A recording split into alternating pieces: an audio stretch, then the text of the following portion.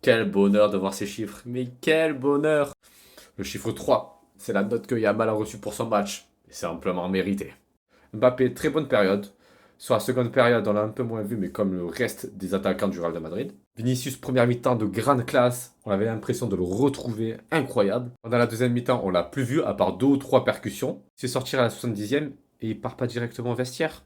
Ce joueur, je comprends pas, la vérité, je comprends pas. Je le ressens que sur la deuxième période, t'es moins bon. Tu le ressens, non? Il se permet de péter un plomb parce qu'il sort, alors que c'est vraiment un des joueurs les moins bons en seconde période. On connaît très bien Vinicius, mais ça salit tellement son image de râler comme ça, alors que sa deuxième période pue la merde. Et pour clore le spectacle, Pedri prend un rouge à la fin. Magnifique. Revenons plus sur le match. Pour moi, c'est un très très grand match du Real de Madrid, un très petit match du FC Barcelone. La stratégie pour bloquer Yamal a marché, mais à merveille. On constate toujours qu'il y a des petites fissures dans la défense du Real de Madrid. Elle n'est pas sereine à 100%. À la 90e, il y avait Koundé qui était tout seul à la surface de réparation, qui loupe son contrôle de balle de la poitrine. Et Dieu merci, parce que là, s'il réussit son contrôle, il y a but parce qu'il est clairement tout seul. En tant que supporter du Real de Madrid, moi, je me suis régalé.